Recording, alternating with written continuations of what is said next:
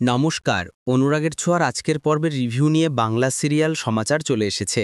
আজকের পর্বের রিভিউতে সুদীপাকে আদিত্যর মা মানে আদিত্যের ঘরে নিয়ে আসে, বলছে এটা আজ থেকে তোমার ঘর, মানে তোমার আর আদিত্য দুজনের ঘর। তো এবার সুদীপাকে অনেকক্ষণ ধরে না খেয়ে আছে, তাই জন্য একটু খাইয়ে দিচ্ছে। তো সুদীপা খাচ্ছে না, বলছে একটু খেয়ে নাও মা। বলে আমার ইচ্ছে করছে না। বলে বুঝতে পেরেছি, যে অপমান তুমি সহ্য করেছো তারপরে কারোরই গলা দিয়ে খাওয়ার নামে না, ঠিক আমারও তাই। আমারও যেমন খাওয়ার নামে নিয়ে এত বছর ধরে এখানে থেকেও তোমরা না আজকালকার দিনের মেয়ে, তোমাদের হয়তো এতটা কিছু সহ্য করতে হবে না যতটা আমাকে সহ্য করতে হয়েছে।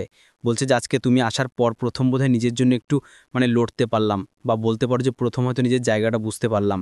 সুদীপে কিন্তু কথাগুলো শুনে অবাক হচ্ছে। সুদীপ অবাক হয়ে আদিত্যের মায়ের দিকে তাকিয়ে আছে। তো আদিত্যের মা বলছে, কি হয়েছে মা, মায়ের কথা মনে পড়ছে? তখন বলছে, না আমি তো মাকে কখনো দেখিনি, জন্মের সঙ্গে সঙ্গেই মা মারা গেছেন।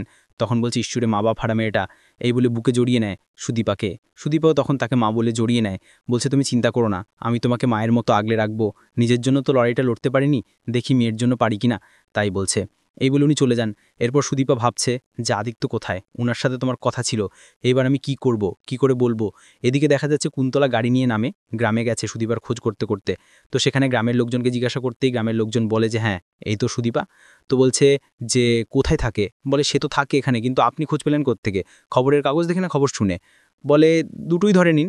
তো বলছে যে ওকে কি পাওয়া যাবে এখন? বলে তো আপনি পাবেন না, ওর তো বিয়ে হয়ে গেছে। বলে কি, এই তো মেডিকেলে পাশ করলো, এখনই ওর বিয়ে হয়ে গেল মানে? বলে সে অনেক বড় কাহিনী, ওর কলকাতাতে বিয়ে হয়ে গেছে তাই বলছে। তো বলছে ওর আত্মীয় স্বজন কেউ? বলে কেউ তো নেই, তবে একজন বড় ডাক্তারবাবু আছেন, তিনি খুব কাছের আর কি, তার কাছে আপনি জিজ্ঞাসা করতে পারেন। তো তার ঠিকানাটা কুন্তলাকে বলে দেয়। আর কলকাতাতে একজন বড় পুলিশ অফিসারের সাথে তার বিয়ে হয়েছে সেটাও বলে। কুন্তলে মনে মনে বলছে এই সুদীপাই সূর্য আর দীপার বংশধর কিনা সেটা আমাদেরকে জানতে হবে। এদিকে পরমা তার মা বাবার সাথে কথা বলছে। তো তখন তার মা বাবা জানতে পারে যে আদিত্য বিয়ে করে নিয়ে আসছে একটা গ্রামের মেয়েকে। তো তারা এটা শুনে অবাক হয়ে যায় যে আদিত্য বিয়ে করে নিয়ে আসলো। এরপরে পরমা বলছে যে আমি তোমাদের সাথে পরে কথা বলবো এই বিষয় নিয়ে, বলে ফোনটাকে রেখে দেয়। আর ওদিকে ওর বাবা কিন্তু চিন্তা করছে যে আমাদের মেয়েটার কি হবে, ওই মেয়েটাকে দেখলে তো চোখের সামনে আরও মনটা খারাপ হবে। তা না, চলো আমরা বরঞ্চ আজইও বাড়ি যাই, দেখে আসি, বুঝে আসি সিচুয়েশনটা, তাই বলছে। এদিকে পরের দিন সকালে দীপা সব ব্যাগ থেকে সুদীপা ব্যাগ থেকে সব জিনিসপত্র গোছাচ্ছে, তার পিসিও সব জিনিসপত্র নামাই দিচ্ছে ব্যাগ থেকে। তো সুদীপাকে বলছে বাড়ির যা পরিস্থিতি দেখলাম সেটা আমার ঠিক বলে মনে হলো না, তোমার অনেক কষ্ট হবে গো, তুমি নিজেকে শক্ত করো যাতে তুমি এই পরিস্থিতিগুলো সামলে উঠতে পারো। সুদীপা তার বাবার ছবি দেখে মনটা খারাপ করছে, তখন তার পিসির কথা শুনে তার বাবার ছবিটা রাখে। তখন হঠাৎ করে কিন্তু পিসি সব গয়নার বাক্সগুলো বের করছে। তখন সেই পুটলিটা যেইখানে কিন্তু ওই সুদীপা সুরপার লকেটের যে পুটলিটা সেটা দেখতে পায়। দেখতে পেয়ে খুলে নিয়ে লকেটটা দেখে। আর তখন পিসি দেখে অবাকারে লকেটটা ও দেখতে পেয়ে গেল, মনে মনে বলছে এক বাড়িতে দুই বোন, তার মধ্যে আবার এই লকেটটা হঠাৎ করে সামনে চলে আসা, তুমি কি চাইছো ভগবান, তুমি কিসের ইঙ্গিত দিচ্ছ? তাই বলছে। সুদীপা বলছে এটা কিসের লকেট, খুলে দেখছে ওর নাম লেখা আছে। বলে এখানে তো আমার নাম লেখা আছে, তার মানে বাবা এটা আমার জন্য রেখে গেছিল, তার মানে এটা বাবার স্মৃতি, তুমি আমাকে আগে কেন বললে না পিসি? পিসি তখন আমতা করতে করতে বলছে যে আসলে না, আমি ভেবেছিলাম কোনো অনুষ্ঠান হলে দেব। বলে আমার জীবনে আর কোনো অনুষ্ঠান রইল না পিসি, আমার বাবা চলে যাওয়ার পর আমার জীবনে আর কিচ্ছু নেই, তো এটা আমি বরঞ্চ বাবার স্মৃতি হিসেবে আমার কাছে রাখবো, এই বলে গলাতে পড়ে নেয়। বলছে এটা আমি আর কখনো খুলবো না, এটাই না হয় থাক, এইটুকুই থাক আমার কাছে, আমার বাবার স্মৃতি হিসাবে, তাই বলছে। দিয়ে লকেটটা পড়ে নেয়।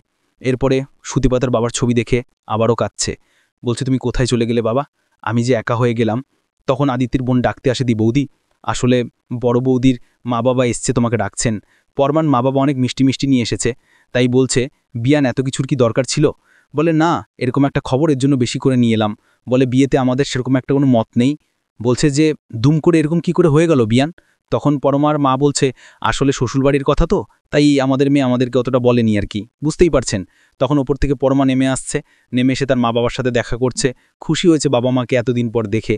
আর তারপর ওপর থেকে নেমে আসছে সুদীপা, বলছে এই যে সেই মেয়ে, না আছে বংশমর্যাদা না আভিজাত্য, তো কোথা থেকে দুম করে একটা মেয়েকে বিয়ে করে নিয়ে চলে এলো। তখন ওদিকে পরমার মা মনে মনে বলছে আহারে আমার মেয়েটার, এই মেয়েকে দেখে না জানি মনের ভেতরটাতে কি